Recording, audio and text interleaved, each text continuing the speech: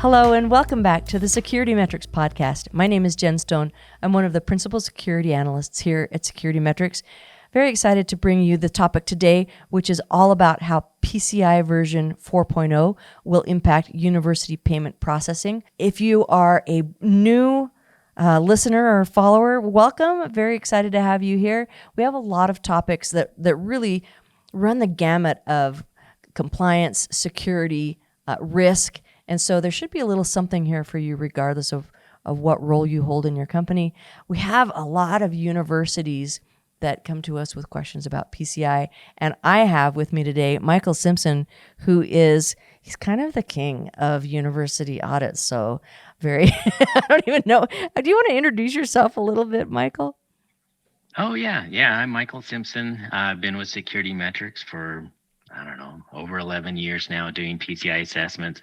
Before that, I came from the university world. So I was a database engineer, network engineer for a university for about 10, 11 years. So kind of understand how that university space works. And then I moved into mostly PCI assessments, but security assessments in general. And it's been great. I love working with universities. Right now, I'm the director of our enterprise audit or enterprise assessment team, and we focus on our university clients, our large enterprise clients, and our government clients. So pretty much any time we're doing an assessment where we're sending out multiple assessors, and the universities tend to be that route, it usually ends up on my team's plate. Yeah, and I'm excited to be part of that team. It's actually some of the most fun and interesting work that we do is some of these large, more complex audits. And universities are their own special thing. A lot of people don't understand why universities are harder, but I think part of it is because they're like a conglomeration of a lot of little merchants. Yeah, I call it, it's a multi-mid assessment. So they have all of these merchant accounts, sometimes hundreds of merchant accounts. It acts a lot like a little city. Yeah. Or a big city, And a lot of times there's distributed decision making too. So you don't have like one person saying or one group saying, here's the processes we're all going to follow. And so that adds a little bit of spice to what we're looking at. But so let's talk about, before we really dive into how it affects universities, maybe kind of talk about the 4.0 timeline, because people are wondering, when do I have to care about this? Yeah, no, that's a great question. 4.0, you should have started caring about it probably about a year ago. But it's not too late. It's good to start, thinking about it now. We have until March of next year. Before March of 2024, that's when version 3.2.1 will be retired. And at that point, you will have to do version 4 assessments. There's another timeline, which is a year after that, March 31st of 2025. And that's when all of these brand new future dated requirements will need to be put in place. Up until that point, they're considered a best practice. So from a scheduling standpoint, those are the two dates to really worry about, is next March and the March after that. Right.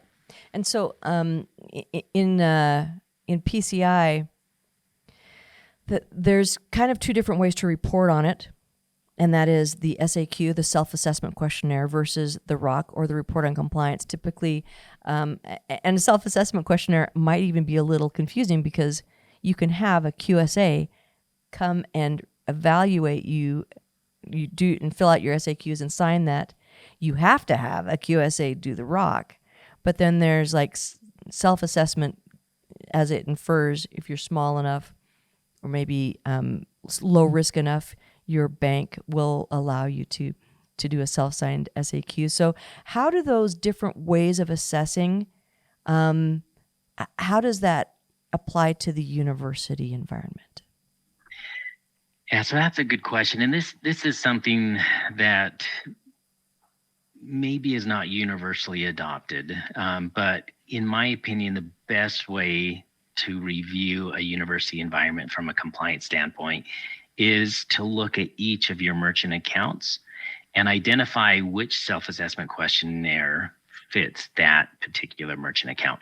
Even if at the end your product that you're going to turn into your bank is a ROC or an AOC from a ROC, it helps to really identify which PCI requirements apply to specific payment flows so that you can work with those merchants on campus and say, because you have an e-commerce payment flow and you're using an iframe from your third-party provider, this payment flow would be, if you were using an SAQ to assess it, it'd be the SAQ AEP. So these are the security controls from the standard that we should really focus in on. Instead of throwing the whole standard at them and saying, okay, you guys need to meet everything here. Sometimes, a lot of those aren't going to apply. So if you could look at each of your merchant accounts, look at each payment flow and say, okay, this payment flow, this is an SAQB type payment flow.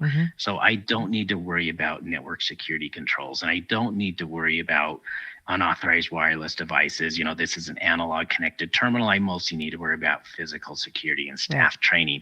So the SAQs, even if you're not turning in an SAQ at the end of your assessment process, it really helps you to define your merchant environment as a whole and to really understand which PCI requirements need to be put in place to protect each of those payment flows. I think it's a really good way to do it too, because you're not overwhelming the individual merchants or individual departments with questions they don't know how to answer.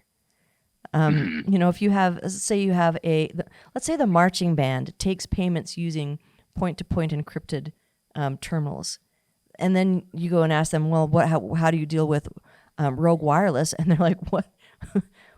We don't even, what does that even mean? That doesn't have anything to do with that, right?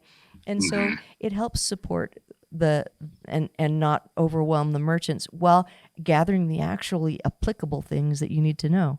So I just think it's a really smart way to do it. So then a lot of organizations, the universities, have been doing this way, especially the ones that we work with, have been doing it this way. And so they actually care about the SAQs. So at this point, they're probably saying, all right, we know how to answer an SAQ, but there's changes that are happening. What are these changes to the SAQs that they need to know about? Yeah, so anytime the standard changes, and it's been a few years since we've had a major change to the standard, but the PCI Council, not only will they decide, which of these new PCI requirements that are brand new to version 4 should we put into which SAQ, they'll also say, we probably should also add this existing PCI requirement that's been part of version 3.2.1 that hasn't been in this SAQ. It really makes sense to bring that in. So when you're going through an SAQ-based approach, and we're going through these standard changes, there's, two types of requirements we need to keep an eye out. One is for brand new requirements, and those, like I said, usually we have until March 31st of 2025 for most of those new requirements before those have to be put in place. But if they take an existing requirement, one example of this is with the SAQAs, the external vulnerability scan used to not be a requirement that SAQA merchants had to do. But the council, when they were making this 4.0 change, they're like, really these e-commerce websites should have an ASV scanned on them every quarter. So they grabbed that requirement, they added it to the SAQA. So when you do an assessment to version 4, if next year you're doing your first version 4 assessment, even though that's a newly added requirement to the SAQA, it's not seen as a new requirement, and it needs to be put in place on day one. Right, because it was always a requirement. And I've heard you say this over and over again. It's not that you don't have to meet requirements if you're an SAQA or if you're filling out the SAQs. It's not that you don't have to meet a requirement if it's applicable in your environment. You just don't have to attest to it. And so I think that makes a lot of sense where people, well, it is a new requirement. It's not. You just now have to attest to it in places where you didn't have to attest to it before. Yeah. And unfortunately, I mean, it's the way of compliance. If people are not attesting to it, it's easy just to ignore it. Yeah. But there is a little CYA statement that's been in the SAQs forever that just says, even though I'm only attesting to these requirements, I need to be compliant to all applicable PCI DSS controls. And I can feel the eye rolls from here, guys. I know. I know. It's like, what are you talking about? It feels kind of like a sophistry, but it really is. That's the way it goes. And trying to help people understand that things are applicable. But there are a lot of people that we work with, a lot of groups that we work with who already get this, who've already been doing it, and who have actually gone that extra step of, look, we know that this is a security concern in our environment, even though we haven't been attesting to it. We've been doing these things. And so for some groups, this is going to be a super easy transition. But other groups, if they haven't been doing things like external vulnerability scans, it takes some ramp up to do that. And so people need to be aware of it now so they can be prepared for it. I'm glad you talked about the SAQA. Let's talk about maybe some other changes to the SAQA, because I feel like the SAQA used to be kind of one of the easiest ones, because a lot of SAQAs, they were relying on iframes, for example. But there are changes that we have to be aware of, because this is where the breaches are happening now. This is where we're seeing actual malicious activity is in groups that are using the SAQA. And so they need to know what these changes are, because they're addressing real problems, not just, oh, we think this might be a problem in the future. Nope, it's happening now. So what are some of the other changes to the SAQA that people really need to be aware of? Yeah, so one of the biggest changes to the SAQA, there's 2 new security requirements that are designed to prevent an e-commerce skimming attack, or a man-in-the-middle type of attack. It's requirement 643 and 1161, and these kind of interplay. They kind of relate to each other. Both of these new requirements, they only apply if you're using a third-party iframe to capture payment data. Mm-hmm. So if you're an SAQA, which basically an SAQA merchant, they've outsourced all collection, processing, and transmission to a third-party provider. If you've done that, if you're e-commerce and you've done that by fully redirecting a browser, so the customer's on your website, they're selecting what they want to purchase, and then you redirect them out to that third party to make the payment. And then after the payment's done, they get redirected back to your site. Mm-hmm. If that happens, these requirements don't apply to you. Right.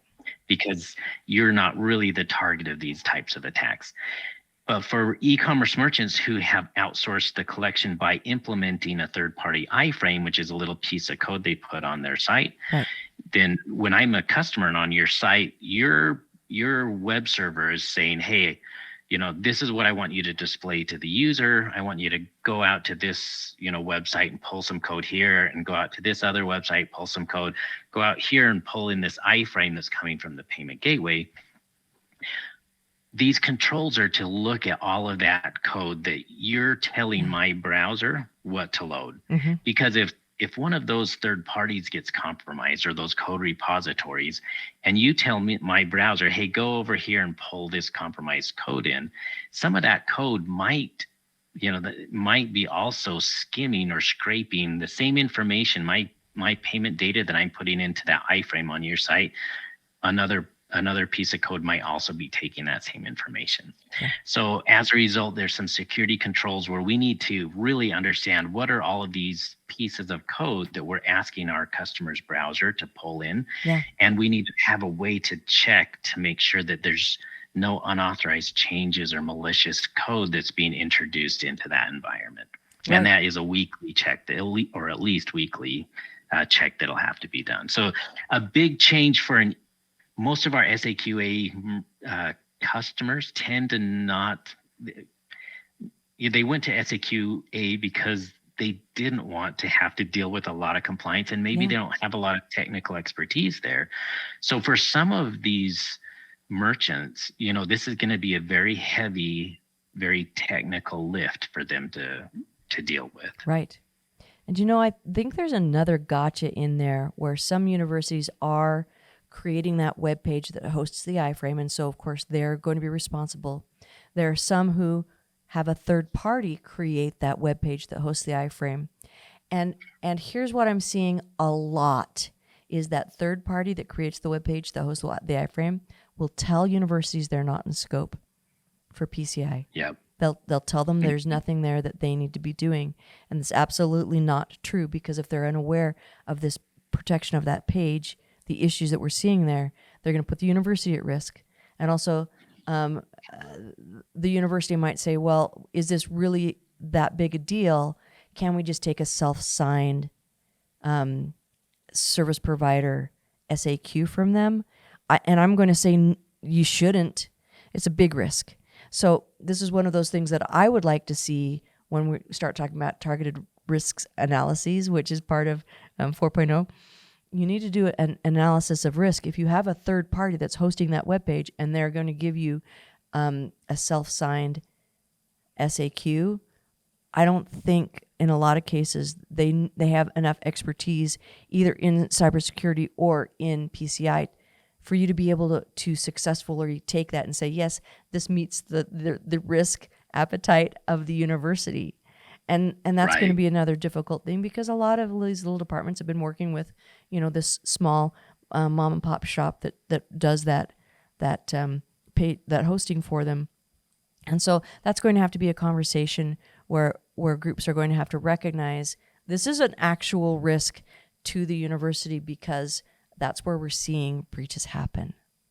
Which that actually reminds me of another SAQA change that really doesn't hit any of the lists that the council says, oh, here's the changes, because it's not a new requirement, and it's not even a requirement in per se, but every self-assessment questionnaire has an eligibility to complete list where it says, to be eligible for the SAQA, you have to, and there's like 4 or 5 statements where you have to be able to check a box saying, yes, this applies to me. Yes, this applies to me. One of those statements that changed just a little bit in version 3.2.1, it says, my third-party providers who I am outsourcing the collection and processing of payment data to, they're PCI compliant. In SAQA version 4.0, it says that not only are they compliant, but I've received, their attestation of compliance. So we can't just, take their word that they're PCI compliant. We can't even look at, like the Visa Global Registry.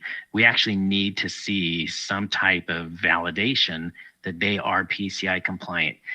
Technically, like you were saying, we can accept a self-validated SAQ from a third-party provider, but merchants really should realize that there is risk there.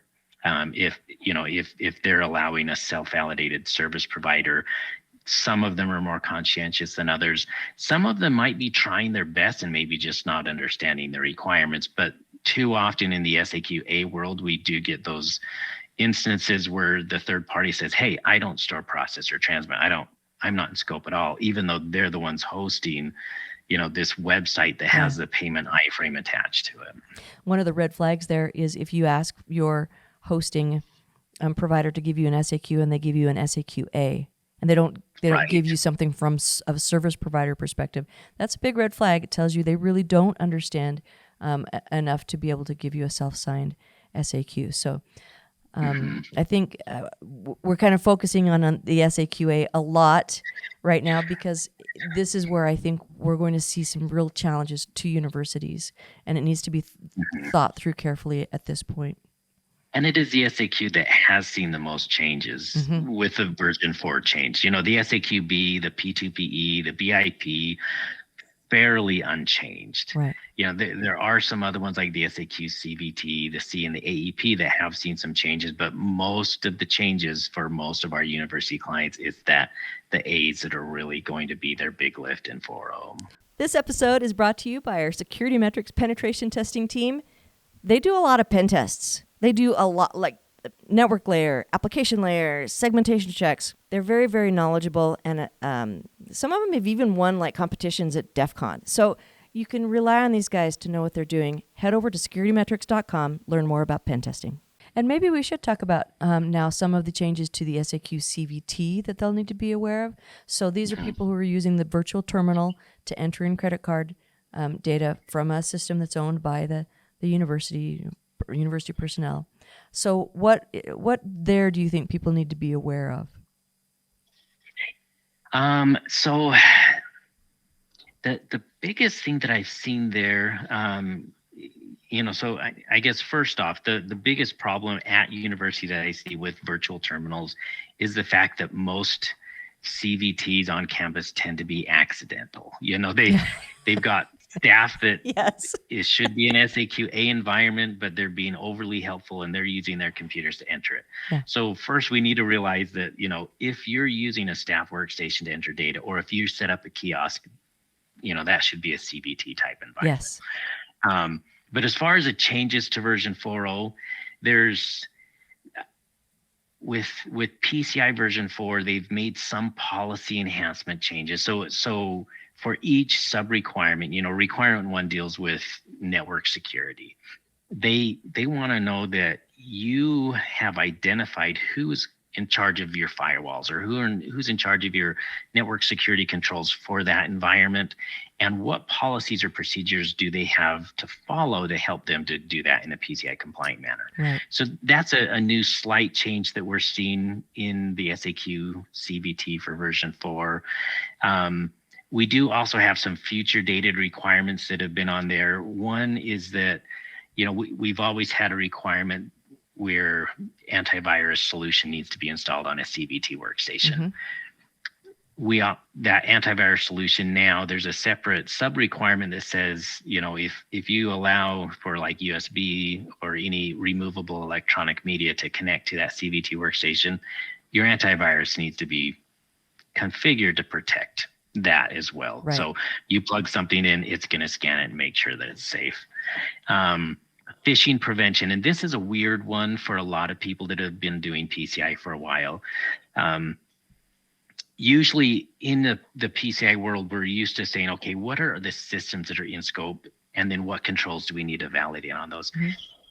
In PCI version 4, phishing prevention has been brought in. And usually, the way that we prevent phishing attacks is by looking at the email server.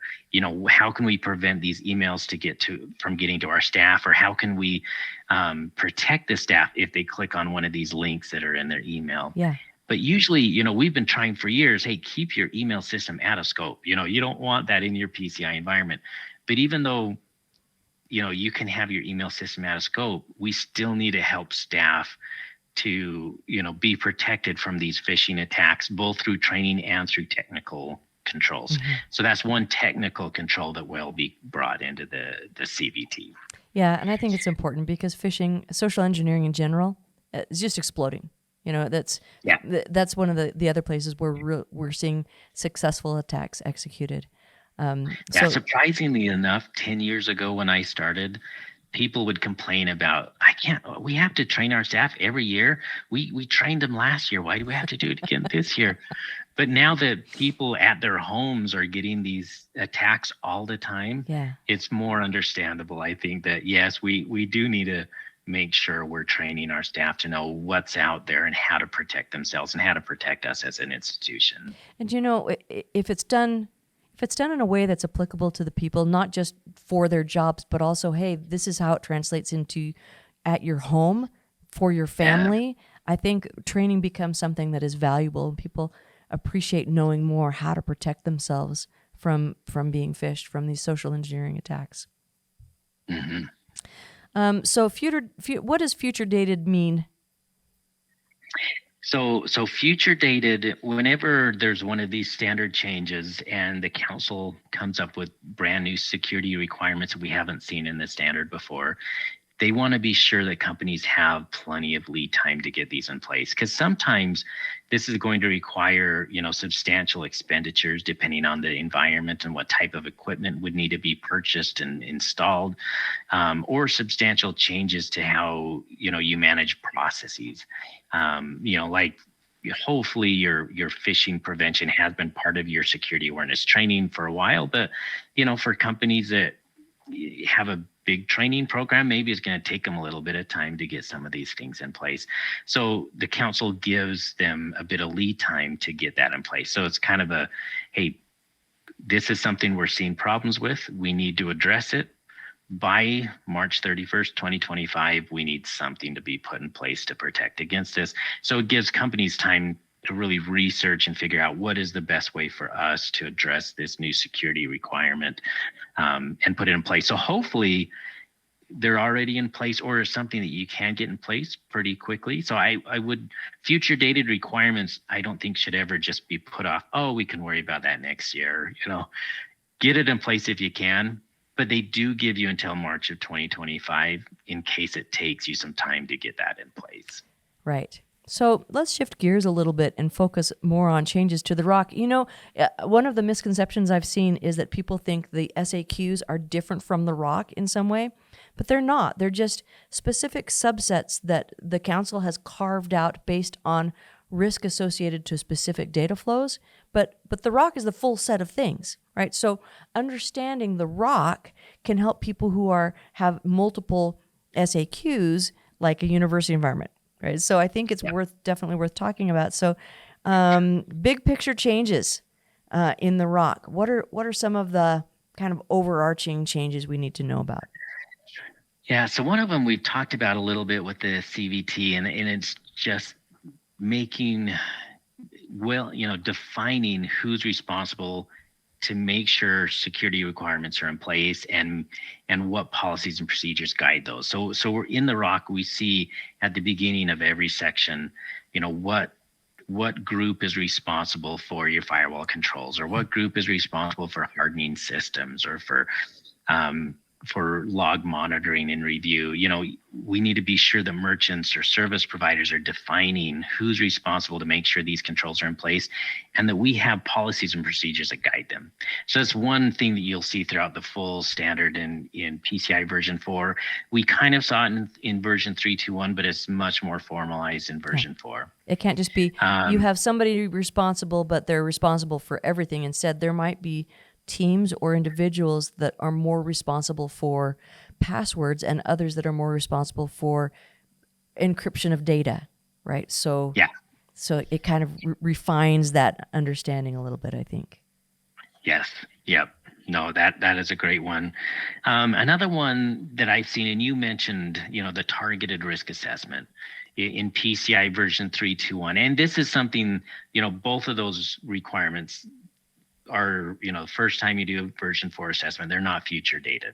They just need to be put in place. But the risk assessment prior to version 4 in PCI, there was a requirement that some type of risk assessment was being performed on an annual basis.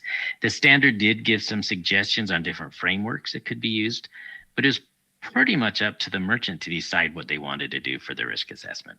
And it didn't necessarily say it needed to be PCI focused, or, their risk assessment could mostly be, what are we going to do if there's an earthquake, or what are we going to do if there's a fire, So in version 4, they've changed that overall, risk assessment to targeted risk assessments, where we're looking at specific items throughout the standard. And most of them are items in the standard where they've asked you to do something on a periodic basis, but they didn't tell you what periodic means. Yes. In version 4, you decide what periodic means based on your risk. Right. So for terminal inspections, if you're a service station and you've got terminals that are out in the public space and there's not a lot of supervision, you probably have much more risk than a university environment where there's, a small analog device on Janet's desk, in a locked office area. So based on your risk, you decide, maybe for Janet, a quarterly inspection of that device is totally fine, but for the service station, quarterly inspection would be negligent. Exactly. Their risk assessment needs to define that. So that's something that we'll see in PCI version 4 is those targeted risk assessments. And I know as an assessor, I'm going to want to see that documented. I'm going to want to see why are you doing this at this frequency, and hopefully some sort of sign off. Like, this is what we who are closest to the idea of risk believe is the actual risk for this. So like you said, there's a locked drawer device, right? So there's some sort of a risk analysis performed and written up, and then somebody who is in a responsibility level, somebody in authority, looks at that assessment of risk and says, yeah, I can get behind that idea. I think that makes perfect sense for what you've decided to do, and then some sort of a signature, right? So even though PCI doesn't define these things, as rational humans, we'd want to look at why are we doing this and what gives us the uplift from doing targeted risk analyses. And having it documented that way, it also makes it so, okay, we've decided to do this. Somebody else over here says, well, why did you do it like that? Look, here's our decision. And then on an annual basis, you can reevaluate it and say, here's what we decided last year. Does this still make sense based on how we do things? Oh, no, we've changed it in this and this and this way. We think we need to modify it in this way. And so you have kind of a visual aid for the decision-making process regarding risk. Mm-hmm. So yeah. And those are really the two, like if I were preparing for a PCI version 4 ROC, to happen soon, those are the two policy process changes that I would really focus in on first, because they need to be put in place initially when we do that assessment. Some of the requirements that we've talked about, like preventing e-commerce skimming, there's new requirements over using how we deal with hashing. We need to have keyed cryptographic hashing in version 4. A lot of these new technical requirements we have until 2025. Mm-hmm. If they're not in place right when we first do our initial assessment, those are considered best practice. So the first thing I would suggest, though, is looking at those things that we know, what do we have to validate when we do our first PCI version 4? Let's make sure those are in tight. And then let's start looking at these future dated requirements and see what we could get in place. For sure. Well, why don't we wrap up with a kind of a quick hit of the top changes by section? So I'll give you a section. You tell me the top changes for it. Okay.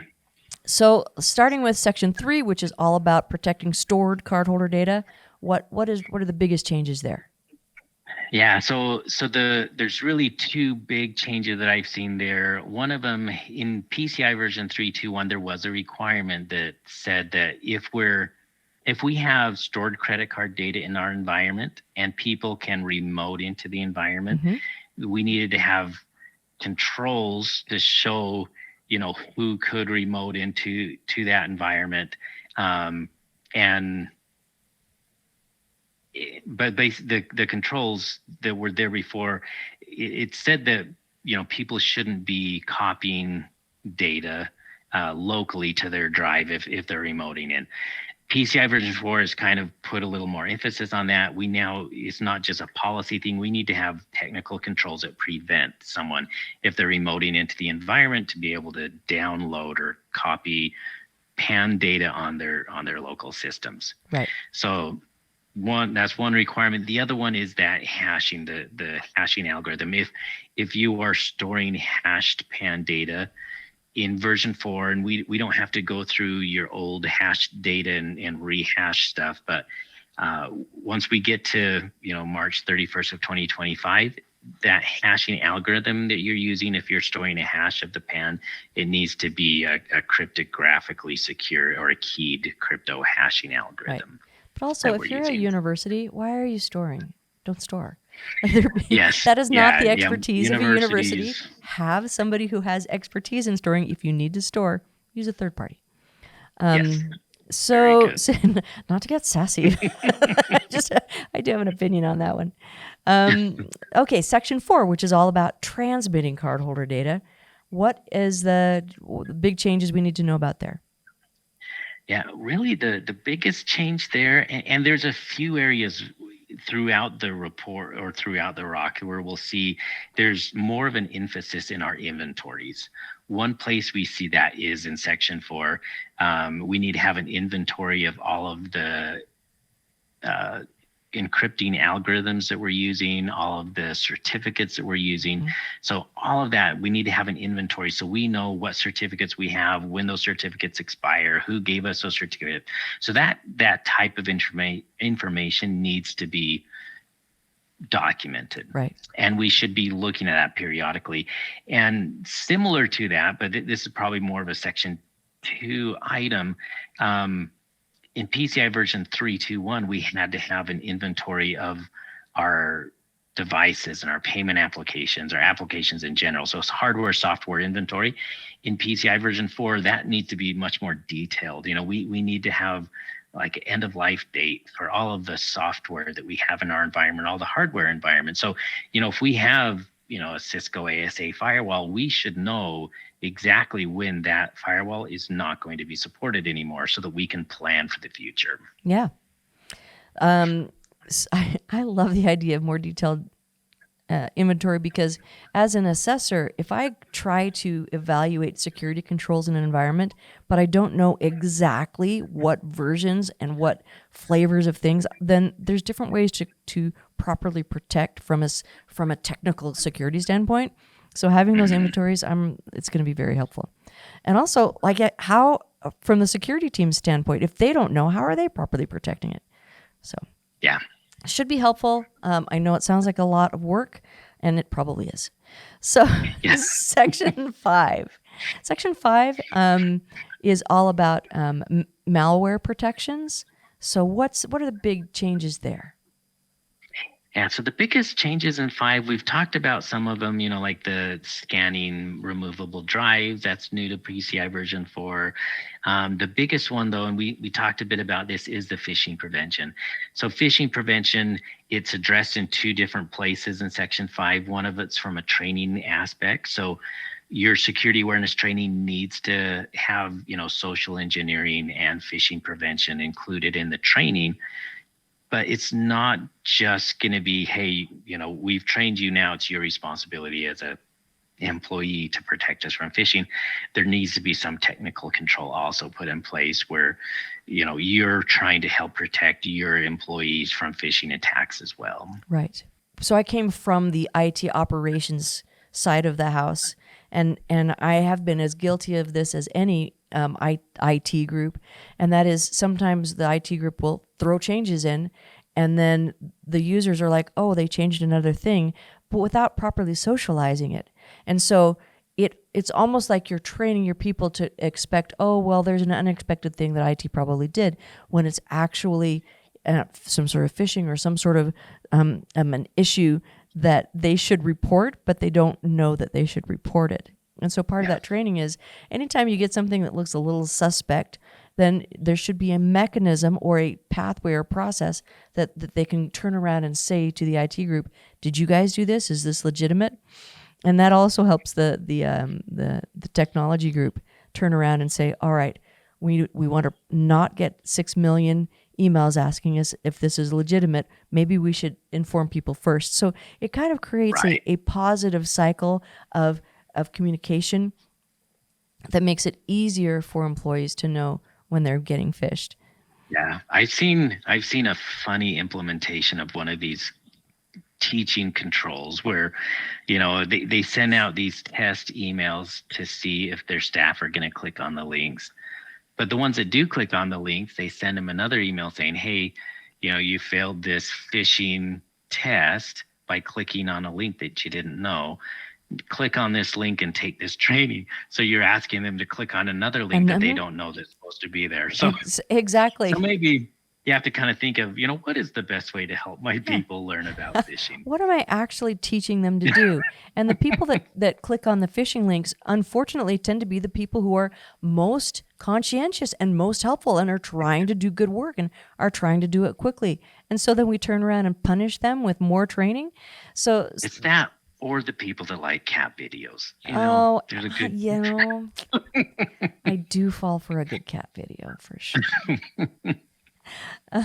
Okay, PCI DSS Section 6, which is all about, Section 6 is a weird one because it combines patching with software development, which I've never thought that those two go together, but here they are in PCI bumping along together. So what are the top changes for Section 6?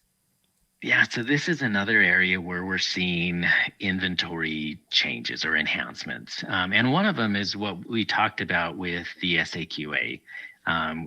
In addition to having, that detailed inventory of all of our hardware, software in the environment, we also need to have an inventory of any third-party code that we're including on our sites. So that's probably the biggest change that I've seen in Section 6. Another change I noticed in Section 6, when it came to patch management, PCI version 3.2.1 really focused in on those high and critical patches, making sure that those are patched within 30 days of a patch release. And then everything else, should be patched at some future date, but it didn't really dive into that. PCI version 4, and this is another one of those targeted risk assessment things. We need to know, okay, so high and criticals, we do need to address those within 30 days. How quickly should we be addressing our medium and lows? And that's really your risk assessment that should be defining that. And then we need to verify that you're following your policies and processes. Right. That's the biggest changes that I've noticed in Section 6. Agreed. So let's jump to Section 8. So authorization.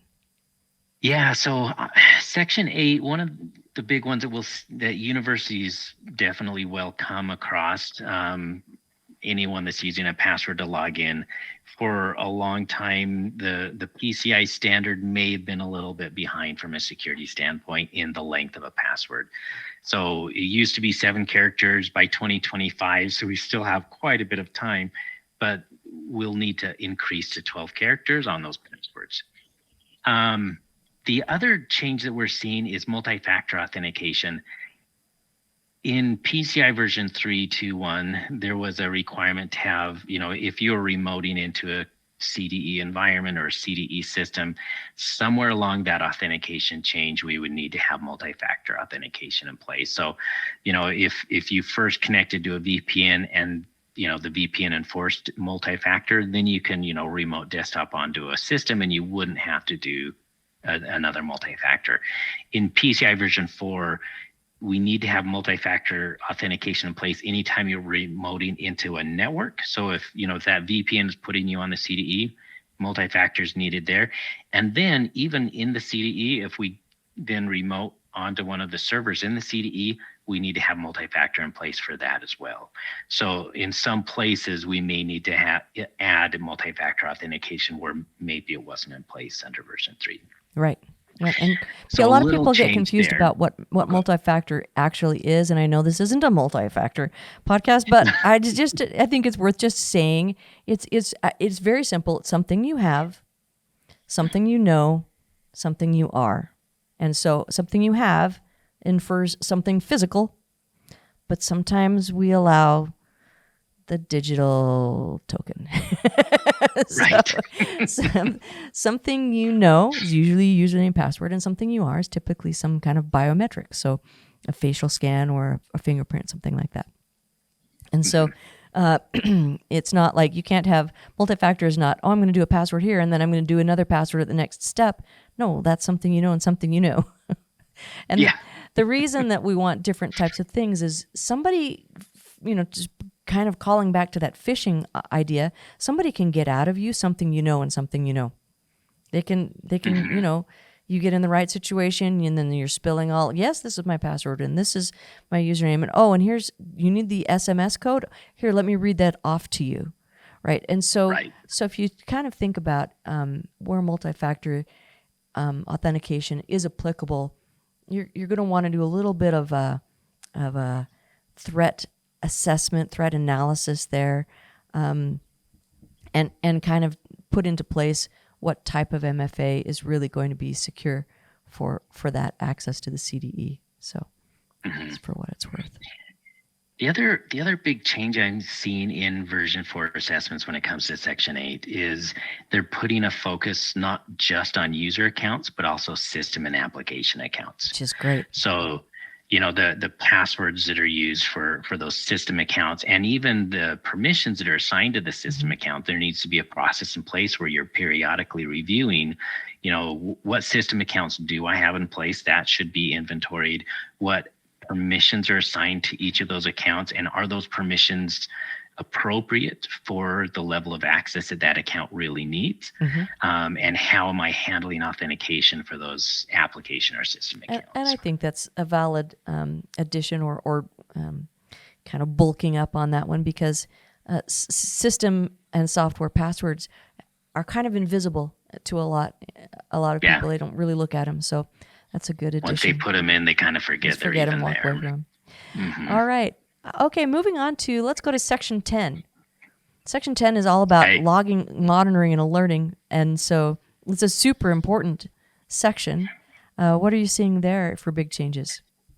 Yeah, so the biggest one, and this shouldn't be, this is one of those requirements that maybe we shouldn't have been doing for a long time, but in PCI version 3.2.1 for log review, it could either be an automated process or a manual process, which I've never seen a manual log review process that does any good. That's insane. So by 2025, you can't say, oh, yes, I'm manually looking at all of my logs, and that's my log review process. There needs to be an automated solution, some type of SIM solution, or, where AI or whatever, some solution is looking through the logs for you and saying, hey, this is something you should look at as the human. So we're having the computer help us to find the problems that we should be looking at instead of us reading through all of this stuff. Right. Otherwise, it's just too hard to find indicators or compromise. When you're doing it manually, it's just almost impossible. Yeah. So that's a big one. The other one, and this is also for merchants, it is a new requirement. For service providers, it's not. In version 3.2.1, there was a service provider only requirement. We were looking for critical security control failures, so like our ACLs or our firewalls, our logs review solution, or our FIM, all of these critical security controls, our antivirus. If all of a sudden our antivirus agents are no longer updating, we should get alerted to say, hey, there's a problem here, look into that. If we're, somehow our firewall gets stuck on a open any and just any traffic is going through, there needs to be some way that we identify when one of these critical security controls fails. And then we need to have a process where we go in and not only fix it, but we identify, okay, how did that fail? Is there anything I can do to prevent that from failing in the future? Right. I think that's a valuable control, especially what went wrong and how do we fix it in the future. Right, that root cause analysis, something that comes into play there. All right, we have only 2 sections left. This section 11, I think is one of the most important sections because it's all about running reports, running scans, doing testing, and proving that your configurations, your policies, your procedures, your everything that we've talked about up until now, proving that it's actually working. So section 11, what are the big changes there? So one of the big change, I think the biggest change that people will run across in section 11 is our internal vulnerability scans. They have been a quarterly process. It still is quarterly, but now we're looking for authenticated scans. And the biggest difference there is, unauthenticated scan is basically one computer kind of looking at another computer from afar off and saying, okay, what ports and services do you have open? Is there anything that I can see without being led onto that system where I can say, oh, here's a vulnerability that needs to be identified, which is a valuable thing, and they've been great. Authenticated scans just takes it one step further where that scanning engine is either authenticating to the device and scanning as an authorized user on the device. So it sees everything. It knows exactly what software is installed on that thing. It knows what patches have been installed. So nothing's hidden from that point. So it's either logging in or there's an agent sitting on the device that's scanning from inside of the computer itself and saying, here's all of my badness, come and fix me. So that's going to be a new one.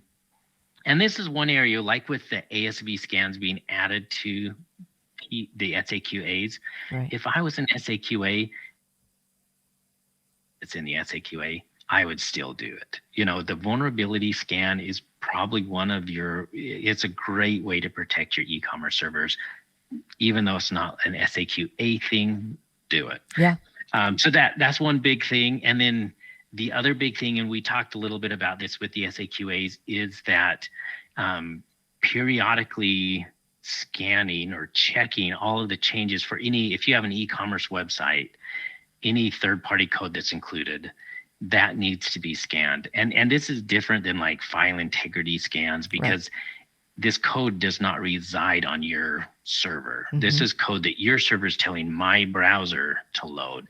So this needs to be really scanned from the endpoint standpoint, where you're pulling that in just like your customer's browser would, scanning it, looking for any changes, looking for anything malicious. And that needs to be done on a weekly basis. Right. Okay, then that leaves us with Section 12. And Section 12 is always about a lot of documentation and training and that type of thing. So what are the big changes there? The first one is my favorite one. Yeah, so the first one, and this again, it shouldn't be new to anybody because it was part of the executive summary in version 3.2.1, but scoping, performing a scoping exercise, annual scoping exercise for merchants, semi-annual for service providers, but having an exercise where you're looking at your whole environment and saying, what are the ways that we're receiving credit card data? What systems does it touch? Where are we storing data? Where are we sending data out? Going through that whole process, so the people and the systems that are involved in your payment environment, and what controls need to be put in place. Because of the fact that wasn't a requirement, too many merchants and service providers were relying on their QSA or their assessor to do their scoping for them. This really is something that the merchant or the service provider should be doing internally, and then their assessor should be validating that they did a good job. Exactly. And I love this one because, again, it gets back to knowing what to protect. So if you have a good understanding of scope, then you have a good understanding of actual threats and vulnerabilities and what controls should be in place to provide security. So it for me, that's just the juice of the whole thing. What are we protecting? What's your scope? Yeah. Love the scoping exercise. I know that sounded super nerdy, you guys, but I also like me a good Excel spreadsheet. So yeah. All right. So give us our last big top change. Yeah, so there's another new requirement that deals with, what do I do if I find credit card numbers being stored somewhere where I don't expect them to be stored? So this is very similar to, in requirement 11, there's a requirement where we're looking for unauthorized wireless devices. And it says we should have an incident response plan that says, what do we do if we find an unauthorized wireless device plugged into our network? For this requirement, there should be some type of process where we're looking for this data. So we're scanning our logs to see if for whatever reason, our e-commerce servers popping full payment data into our logs, or we're scanning our CVT workstations. We're scanning places where we really shouldn't be seeing stored credit card data. But if we do find data, there should be a defined response where we say, okay, it's kind of that root cause analysis. How did that data get there? What can we do to prevent that from happening in the future? How long has that data been there? Has anyone had access to it? So we kind of, there needs to be an incident response process tied to this as well. I think it's a great addition for 4.0. And I know we've had a really long conversation. It's been pretty in-depth. If you stuck with it so far, gold stars all around. But I think we need one more topic before we close, because it's new and it's different, and people are saying, how is this, help me understand this? And it's the customized approach validation method. I don't want to dive super deep into it, but I do want to give people a little bit understanding of what that is. If you're a university, don't do it. There we go. All right. No. I actually agree with that statement, but maybe we'll tell people why. Yeah, so a customized approach, this is different than a compensating control. A compensating control is where, for whatever reason, whether it's financial reasons or technical reasons, we cannot meet a specific PCI requirement the way it's written. So we find out, okay, well, this requirement was defined to help prevent what, so we define what it was designed to prevent, and we put in our own controls that help us to achieve the same status. Right. The difference here with the customized approach, maybe we have something that is better than what the standard is asking for. Yeah. It's cutting edge technology. We have a better way of dealing with the same vulnerability or the same threat. We can go through and say, this is what we're doing. So we're looking at the original control, we're understanding what it's trying to prevent, and then we are writing, this is what we have in place that helps us to prevent that, and we think it's better than what the PCI standard is asking us to do. And then we're going to work with our QSA. The QSA is going to look at it and say, yeah, I think that makes sense. This is how I'm going to test to make sure that you're actually doing what you say you're doing. So they need to come up with some testing requirements, and then all of that kind of needs to be packaged up together. So this is something where the merchant or service provider is working in conjunction with their QSA or with a QSA to define this customized approach and to define the testing process. Right. The reason why I said with a QSA and not their QSA is if your QSA helped you to define that customized approach, they should not be the QSA that's testing it to make sure you're actually, that it's valid. Yeah. So a different QSA should be doing the testing so that the QSA is not testing their own work. Agreed. So it can't be used for SAQs. It can only be used for ROCs. And let me give people a specific example where they're saying, well, what do you mean by another way of doing things? This is not just best practices. There are organizations out there that have very carefully defined, they're following NIST CSF, for example, or ISO 12007, right? So, 127001, sorry. You guys know what I'm talking about if you're using it. But so there's a very specific defined way that they have developed their security program, and they want to follow that. And in a lot of these cases, their PCI is very, very gentle with people.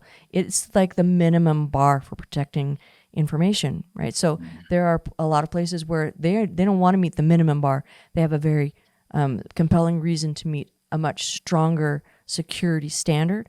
And so we don't want to come in and say, well, you have to do PCI.